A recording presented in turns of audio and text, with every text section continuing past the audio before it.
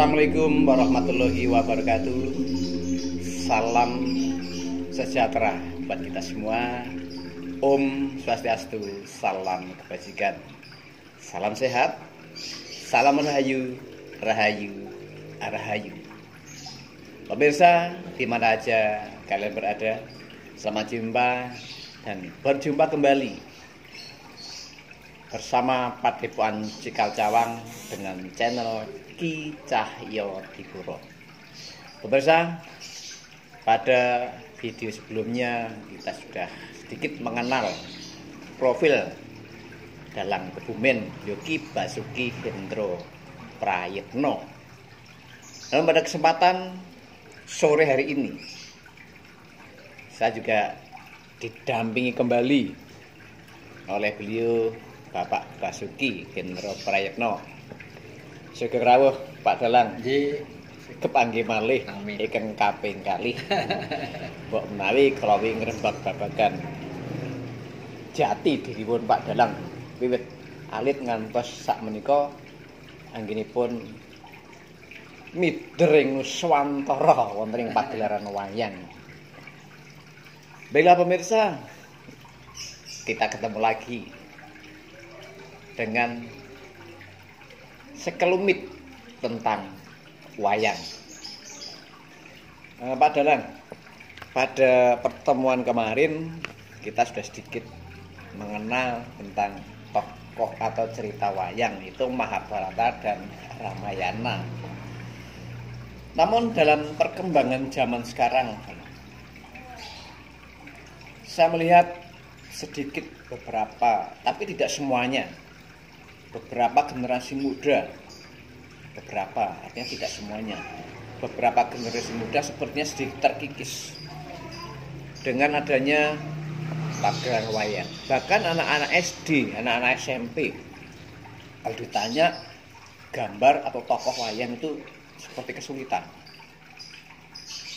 Ini tokoh siapa, nggak kenal. Dia kenalnya paling Semar, Gareng, Petro, Bagong. Yang lain enggak. Bisa jadi Gatot-kaca itu disebut Bagong. Dengan anak-anak kecil kadang-kadang ada yang seperti itu. Mungkin karena saking tahunya ya Bagong, Semar gitu ya. Nah, dengan perkembangan semacam ini, perkembangan zaman yang begitu pesatnya, apalagi sekarang zamannya zaman IT, bisa terjadi saya dan Pak Dalang duduk bersama-sama tapi tidak komunikasi. Karena mereka sama-sama menghadapi HP, satunya YouTube-an, satunya Facebook-an. Karena seperti itu. Nah, dengan perkembangan zamannya seperti ini, menurut Pak Dalang bagaimana langkah-langkah kita sebagai generasi yang sudah cukup malam melintang di dunia wayang untuk menanamkan kembali seni dan budaya wayang pada generasi muda? terima kasih Mas Bambang Cahyono Dipuro. Event yang kedua kami ditimbali untuk sedikit menyampaikan menurut kemampuan saya perkembangan wayang setelah G30 SPKI 65 meletus. Saat itu organisasi pedalangan timbul tahun 70-an. Belum ada Ganasidi, belum ada Pepadi. Jadi kedaerahan masing-masing. Khususnya di Kebumen itu didirikan himpunan HPK, Himpunan Pedalangan Kebumen, yang mengampu dari Kodim, dulu Pak Dandim, yang mimpin Pak Letnan Jailani asli dari orang Klaten. Saya masih ingat saja. Dihimpun. Baik itu pedalangan, ulama yang paring pengajian, dulu dihimpun, diberi petunjuk, diberi pengarahan yang tidak bertentangan dengan negara dan bisa membawa arah ke depan yang positif, bukan negatif. Setelah berjalan, selang setahun 2 tahun, saya punya pendapat di dalam pertemuan karena saya juga diangkat menjadi ketua HPK. Kalau Purworejo kalau nggak salah HKD. Yang intinya pergerakan seni, tidak hanya seni pedalangan, seni tradisi khususnya, itu nek saya perhitungkan seperti deret hitung. Tapi perkembangan zaman itu seperti deret ukur, sehingga seniman tradisi yang tidak bisa menyesuaikan dan tidak bisa membuat terobosan akan istilahnya ketinggalan zaman. Lainnya sudah naik mobil, naik sepeda motor, masih naik andong, masih berjalan kaki dan lain sebagainya. Harus membuat terobosan. Satu, kemajuan zaman. Semakin banyak pabrik-pabrik di tingkat kabupaten sampai merambah ke tingkat desa yang potensi. Pegunungan pun diambah, semakin terdesak tangannya semakin sempit. Yang dulu dalang-dalang dipanggil kota besar Jakarta, Surabaya, Yogyakarta, Semarang sering karena senang dengan wayang, tapi tempatnya tidak ada. Itu juga seni tradisi semakin terdesak, semakin berkembang, tapi juga semakin terdesak. Berkembang untuk yang potensi maju, terdesak bagi yang tidak bisa mengikuti perkembangan zaman, menyesuaikan dengan keadaan. Ternyata betul. Salah satunya dalang-dalang membuat terobosan juga kembali kepada Mas Mantep Sudarsono almarhum. Belum ada sompret masuk wayang, beliau yang membawa sompret masuk wayang. Belum ada simbal drum masuk wayang, yang membawa juga beliau Mas Mantep simbal dan drum masuk wayang. Diakui dan tidak, tapi dia yang membuat terobosan. Di samping gerak wayang atraksi seperti main silat di dalam kungfu itu juga Mas Mantep. Dulu nggak ada wayang jungkir balik. Yang memulai terobosan juga Mas Mantep Sudarsono almarhum. Instrumen juga semakin bertambah, keyboard masuk wayang, penyanyi naik panggung. Tapi terjadi pro dan kontra. Yang senang tradisional itu nggak senang, yang merasa demi pintu ekonomi dan berjuang ikuti zaman ya tetap digunakan. Nah itu relatif. Monggo si penanggap mau milih wedang kopi atau milih kopi mik atau milih apapun terserah, juga penonton. Tapi terobosan-terobosan dari rekan dalang, baik itu terobosan instrumen juga terobosan cerita.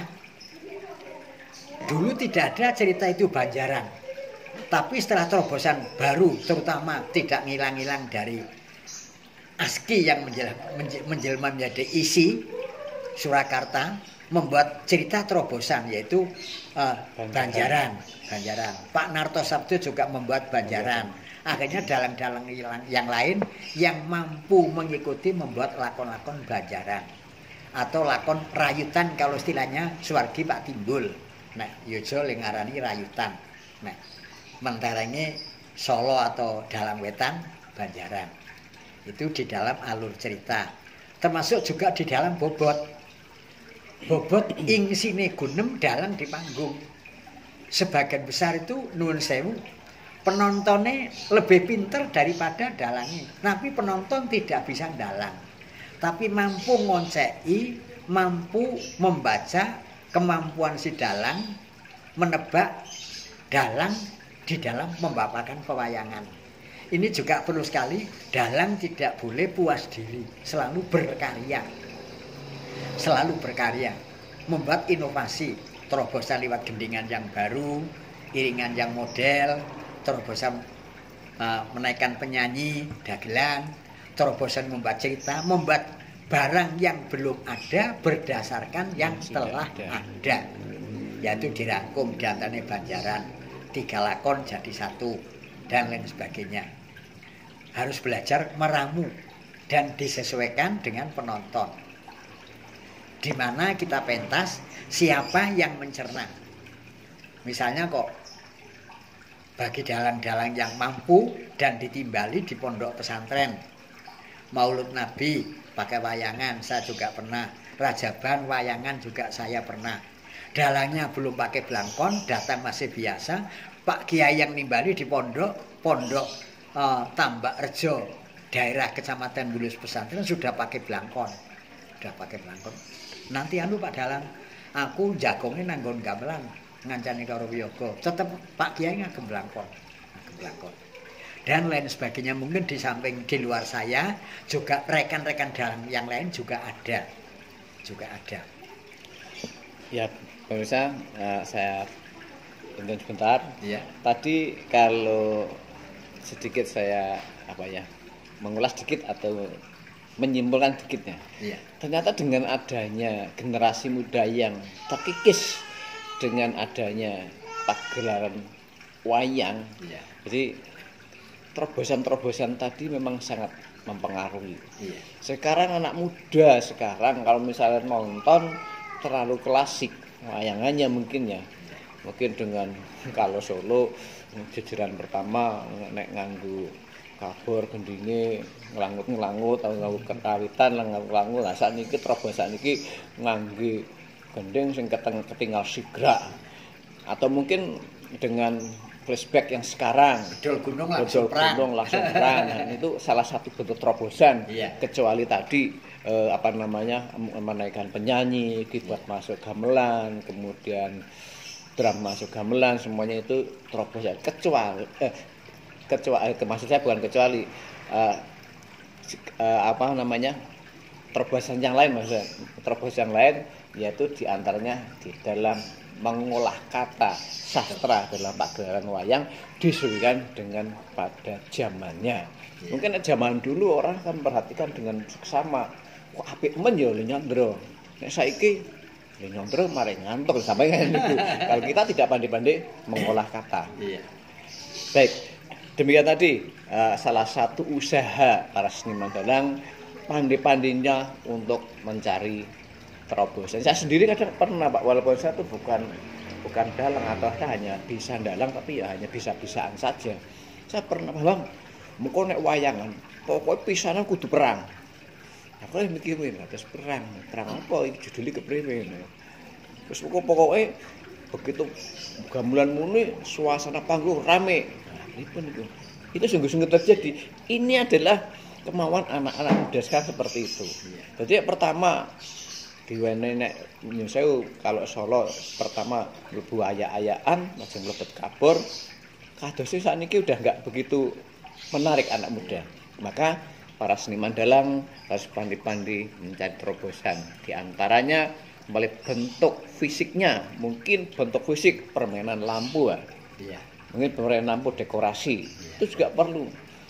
Itu salah satu wujud terobosan. Mungkin di dalam mengolah sastra kurang, kita tampilkan terobosan yang lain. Mungkin di dalam mengolah kata sudah oke, cukup menggunakan terobosan bahasa dan sastranya atau mungkin iringannya. Jadi pemirsa, jangan khawatir untuk generasi muda penerus bangsa yang sekarang sedikit terkikis dengan adanya pagelaran wayang.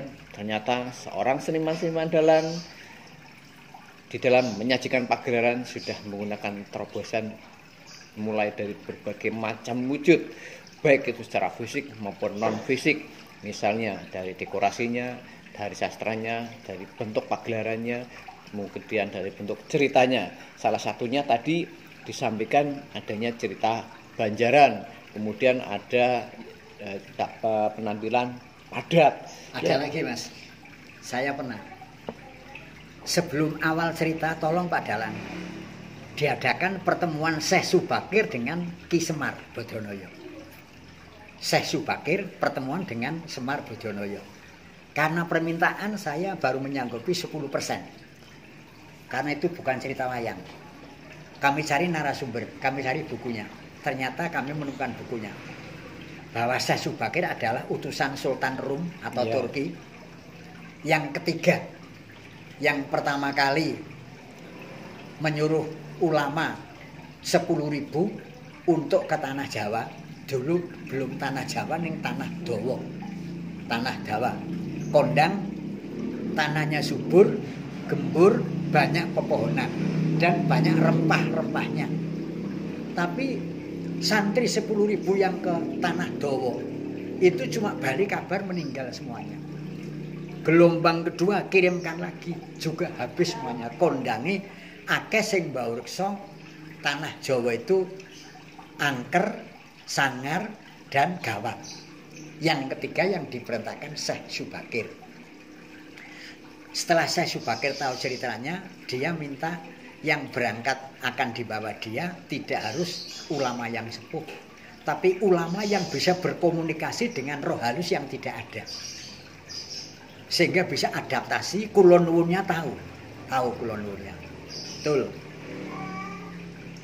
Masuk tanah Jawa, saya Subakir perintah kepada seluruh santri dan kiai yang di bawah tidak boleh langsung berteduh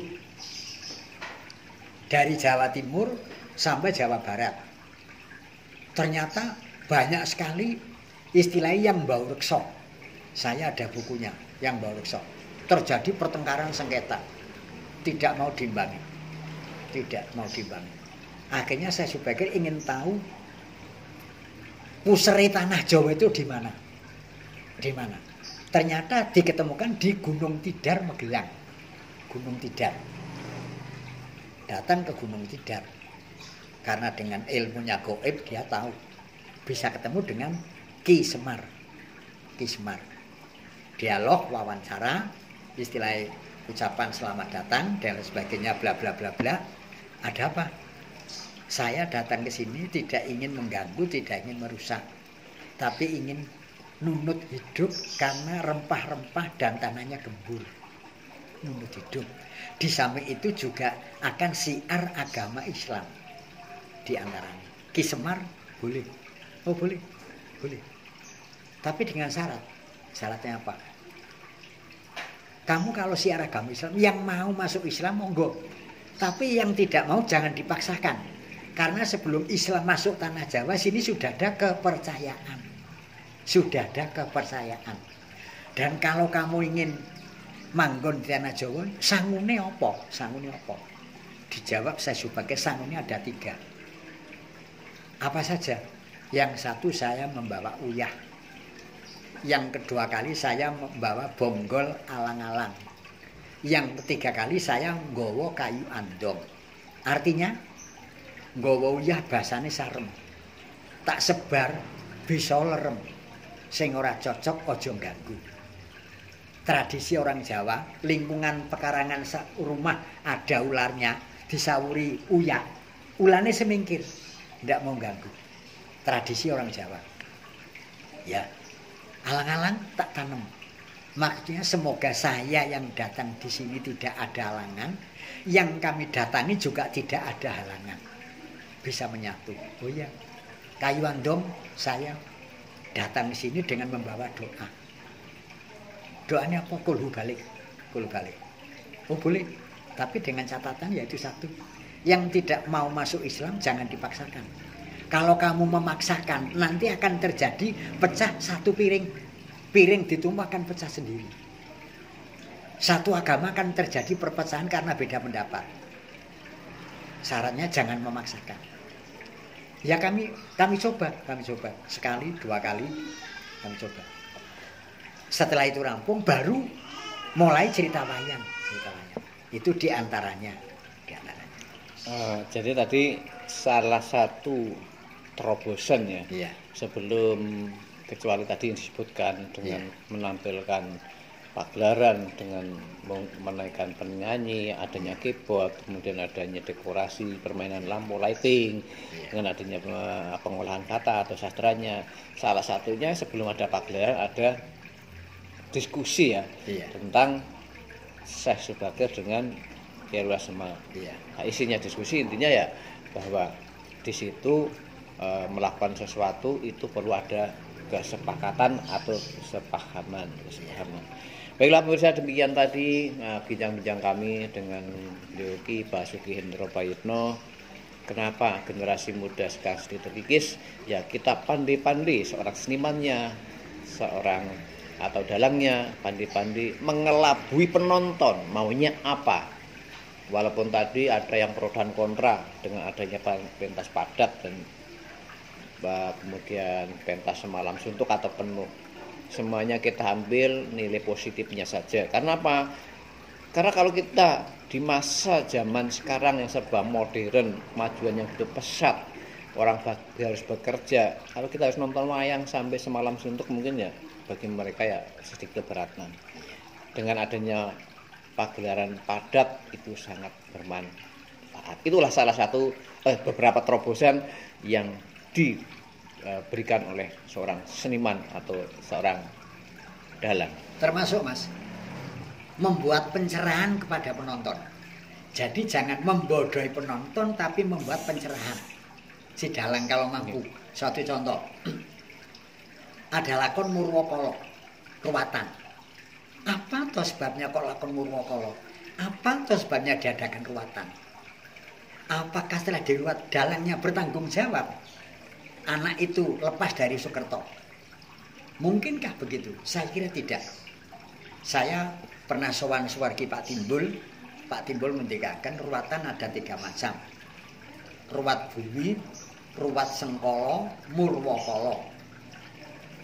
Itu Pak Timbul saya. Ruwat bumi contohnya daerah Kebumen, mulon istilahnya sedekah bumi. Bubar panen. Lakone Dewi Sri.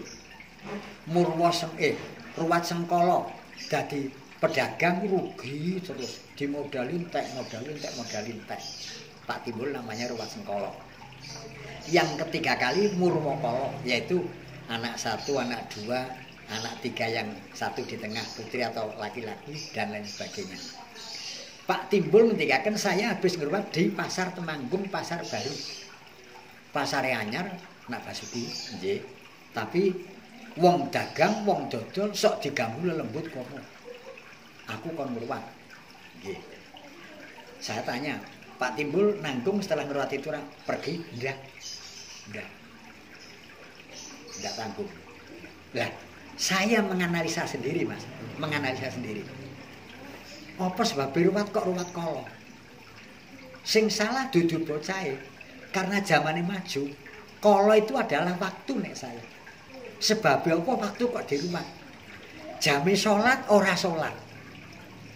Jame mlebu kantor isih metongkrong nang warung, isih guyon karo kancane. Jame nyambut gawe tukang batu, tukang kayu burung teko. Itu lama-lama dicacat dengan manajernya, dicacat dengan yang ngereh. Karyawan di paido karo atasan. Kalau orang sholat merupakan keyakinan dan lain sebagainya. Jadi waktu itu harus dihargai. Time is money. Waktu adalah uang. Jadi kalau mau harus menghargai waktu. Sedikit pun waktu adalah berharga. 1. Yang kedua kali lah, nek bocah telu lanangin yang tengah, wedon yang tengah kok di rumah Pak Dalang. Saya juga mencari terobosan sendiri. Mas. Gandeng iki wedok lanang nang tengah, nek lanang njaluk pit motor tukoke sing anyar, mobil tukoke sing anyar. Nek iki ora. Dadi iri lan meri. Begitu juga nek wadone tiba nang tengah, tukono gelang sing gedhe, kalung sing gedhe. Iki mung trimo barang sepele, saya lanang. Iri lan meri. Loro lanang wedok ya sama saja. Sing tukono pit motor ya cah lanang. Wong ibu sing dijenengi bapak, sing dijenengi kamas dan lain sebagainya, dan sebaliknya. Jadi kita harus membuat pencerahan, penonton dibuat terbuka, dibuat tahu, jangan membodohi. Tapi nek bisa kita mengolah, membuat terobosan pendidikan kepada penonton. Suatu contoh sekarang zamannya pandemi, dalang tidak boleh pentas. Bagaimana membuat terobosan si dalang mencerna COVID-19 ini di dalam pewayangan. Sebelum ada pandemi sekarang, dulu ada namanya pagebluk. Pagebluk dulu. Esok loro sore mati, sore loro esok mati. Dan lain sebagainya. Itu nun sewu diantaranya, Mas. Ya, demikian Musa. Jadi betul. Kita harus pandai memberi pencerahan. Iya. Katanya Jarwo dosok kirata basa dalangi udal piwulan. Artinya bagaimana seorang seniman dalang itu di dalam memberikan pagelaran wayang itu atau percakapan wayang itu bisa dipahami oleh pemirsa, bukan sekedar wujud nyatanya saja, tetapi kita harus pandai-pandai mengolah kalimat itu atau kata-kata itu sebaik-baiknya. Ojo terus dikandake nek Murwakala Dewi Sri nganu, kalau kita bicara apa adanya ya nggak akan ketemu. Ya pada zaman maka dulu, pada kita harus ya. Pada zaman sekarang ya kita harus pandai-pandai mengolah kalimat itu seperti apa. Seperti tadi anak sendang kapit pancuran atau pancuran kapit sendang. Kalau kita secara logika yang namanya orang semua tetap ada permasalahan di dalam hidup ini. Cuman bagaimana pandai-pandainya seorang seniman dalang di dalam menyikapi seorang penonton. Nah, demikian Mas Danggi. Iya. Ya, itu demikian tadi bagaimana pengikisan generasi muda untuk supaya bisa bangkit, bisa ngerti pandi-pandi seorang seniman dalang di dalam menyajikan pagelarannya. Secara keseluruhan kita harus mendobrak untuk memberikan inovasi yang terbaru sehingga mereka kan bisa mengerti dan bisa memahami. Pemirsa, sebelum kita lanjut, marilah jangan lupa subscribe, like dan komen ke channel Ki Cahyo Dipuro. Terima kasih. Baiklah, akan kita lanjutkan. Mas Dalang, Iya. tadi tentang pengikisan generasi muda, tadi salah satu bentuk pendobrakannya ya bagaimana inovasi seorang dalang di dalam menyampaikan pagelarannya supaya bisa dicintai oleh penonton dengan cara salah satunya adalah pencerahan Iya. ataupun bentuk perubahan yang lain atau menginovasi. Kalau sepintas kita melihat wayang, tokoh wayang, kita akan melihat wayang itu adalah ke istilah tembung wayang purwa. Jadi wayang sing dhisik dhewe, wayang kulit, wayang digawe saka kulit atau ringgit wacuca. Ya, kita tahunya wayang ya kayak gitu. Kemudian tokoh, misalnya tokoh Pandhawa, ada Puntadewa, Werkudara, Janaka, Nakula, Sadewa dan seterusnya. Kemudian ada Kresna. Apakah dengan kata-kata itu secara umum kita belum memfokus pada salah satu tokoh Pak Dalang, tapi secara umum kita tinjau dari filsafatnya atau dari keilmuannya atau mungkin dari tinjauan dari segi agama atau mungkin tinjauan dari kepercayaan orang Jawa. Itu sepintas tentang itu gimana Pak Dalang? Terima kasih. Sebelumnya kami awali dulu tadi Mas Cahyo Dipuro ngendikaken dalang, modal piwulang. Saya punya bukunya. Dalang itu diterjemahkan dari kata dai dan lang. Dai artinya aweh pitutur, lang pindah panggonan. Saka desa kono pindah kono, kabupaten kono pindah kono. Dai lang jadi dalang. Agama juga kiai, juga dai, aweh pitutur agama. Kalau dalang adalah serbaguna, semampunya ilmu pengetahuan, seni, gemantung kemampuannya si dalang. Satu. Yang kedua kali kami tadi lupa. Saya punya bukunya di rumah. Wayang itu bukunya 2000 sebelum Masehi sudah ada. Namanya Bayang-Bayang. Itu adanya di Sumatera Utara di daerah Aceh. Daerah Aceh. Coba saya buktikan dulu Iya, ya. iya. Jadi tadi wayang Iya. sebelum Masehi 2000 2000 sebelum Masehi sudah ada itu Sudah dalam ada. buku sudah saya. ada wayang. Iya. Berarti kan begitu wayang Namanya di Bayang-Bayang. wilayah Indonesia sudah cukup lama sekali ya. Iya. Artinya sebelum masuk ke Jawa Iya. yang tadi dibawa oleh para pedagang ya waktu itu Iya. ya masuk ke sini akhirnya teradopsi pada orang Jawa. Iya. Namun 2000 tahun sebelum Masehi sudah ada. Ada. Baik, mungkin itu ada beberapa segi keilmuannya ya Pak. Ada. Yang pasti karena saya memang senang koleksi buku. Kalau ada buku tua tak beli, siapa yang punya kalau boleh kami fotokopi, tak simpan untuk koleksi. Baik itu wayang purwa, wayang kulit maupun wayang golek. Kami senang koleksi. Ya pemirsa yang ada di rumah, demikian tadi bagaimana caranya kita bisa mengelabui seorang penonton. Salah satunya seorang seniman dalang harus pandai berinovasi dengan adanya perkembangan zaman, baik itu dari olah sastra atau kata-katanya atau dari figur fisiknya, mungkin dekorasinya atau penampilan di pagelarannya. Baiklah, semoga ini akan bermanfaat buat generasi muda penerus bangsa. Sekian dulu, terima kasih. Manfaat untuk semuanya. Assalamualaikum warahmatullahi wabarakatuh.